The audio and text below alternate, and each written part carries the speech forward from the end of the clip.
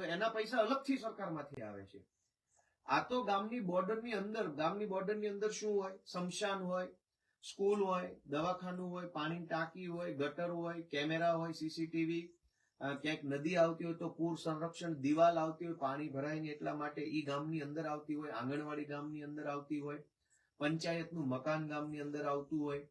તો ગામની અંદર આટલી જ વસ્તુ આવતી હોય, ઈ જ વસ્તુ માટે સરકારના એક તાલુકા દીઠ 10 કરોડ રૂપિયા અંદાજિત આખા ગુજરાતમાં આવે છે. હવે હું તમને કહું કે ગામમાં પાણીની નવી ટાંકી બનાવી છે. સામાન્ય રીતે લોકો ધારાસભ્ય, સાંસદ સભ્યને રજૂઆત કરતા ટાંકી બનાવી છે, ગ્રાન્ટ આપો. પણ ગામની અંદર પૈસા વાપરવા માટે કરોડો રૂપિયા સરકારમાંથી ઓલરેડી આવે છે. હવે આપણે એક વસ્તુ એ પણ મારે તમને ધ્યાને મૂકવી છે કે 5 લાખ રૂપિયા સુધીનું કોઈ પણ સરકારી કામ હોય એ તાલુકા પંચાયત હસ્તક થતું હોય છે હંમેશા માટે. અને 5 લાખ કરતા ઉપરની કિંમતનું કોઈ પણ કામ હોય તો એ જિલ્લા પંચાયત હસ્તક થતું હોય. પછી એ 10 લાખનું હોય કે 20 લાખનું હોય કે 50 લાખનું હોય. 5 લાખ કરતા અંદરની કિંમતના જે કાંઈ સરકારી કામ હોય એ તાલુકા પંચાયત હસ્તક એનું વહીવટી પ્રક્રિયા થાય અને એ કામનું અમલીકરણ ગ્રામ પંચાયત કરાવે. આપણે પેલા નાના કામનો દાખલો લઈએ, કેમ કે પાણી ટાંકી તો 5 લાખ વાળી ન હોય એટલે મોટો દાખલો થઈ જાય છે. હું નાના દાખલામાં સમજાવું કે એમ સમજો કે ગામની અંદર આપણે સીસીટીવી કેમેરા નાખવા છે. આના સીસીટીવી નો દાખલામાં ટેકનિકલ પ્રોબ્લેમ આવશે, આપણે સરળ ભાષામાં સમજાવવા છે.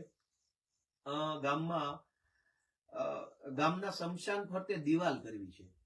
સ્મશાન ઉપર ફરતે દિવાલ નથી, મસાણિયા ફરતે. એટલે ગામમાં એવું પેલા મેં કીધું મનમાં વાત આવી, ગામ લોકોના કે સરપંચના કે તાલુકા સભ્યના કે સ્મશાનની ફરતે દિવાલ કરવી છે. એ વાત બે રીતે સરકાર સુધી જાય. એક તો તાલુકા પંચાયતનો સભ્ય ડાયરેક્ટ આયોજનની મીટિંગમાં મૂકી શકે, અથવા ગામ પંચાયત ઠરાવ કરે અને ગામ પંચાયત તાલુકા સભ્યના માધ્યમથી મૂકે. એટલે એક વસ્તુ દોસ્તો મગજમાં ક્લિયર રાખજો કે ગામની બોર્ડરની અંદરનું કોઈ પણ કામ હોય એનું પહેલું પગથિયું તાલુકા પંચાયતની આયોજન સમિતિની બેઠક છે. એટલે કે તાલુકા પંચાયતના સભ્યનું મહત્વ ખૂબ વધી જાય છે. જોકે ભાજપના માણસોએ તો આને કમાવાનો ધંધો કરી નાખ્યો છે. સ્મશાનની ફરતે દિવાલ બનાવવી છે, એવું કામ નક્કી થયું કે ભાઈ એક્સ નામનું ગામ છે, એક્સ ગામમાં સ્મશાનની ફરતે દિવાલ બનાવી છે.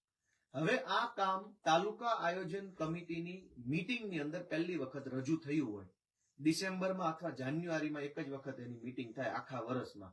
કેમ કે આખા તાલુકાના તમામ કામોનું આયોજન એક જ વખતમાં નક્કી કરી નાખવામાં આવે કે આખા વર્ષમાં આપણા તાલુકામાં આટલા કામ કરશું. એ કામમાં 100 કામની યાદી હોય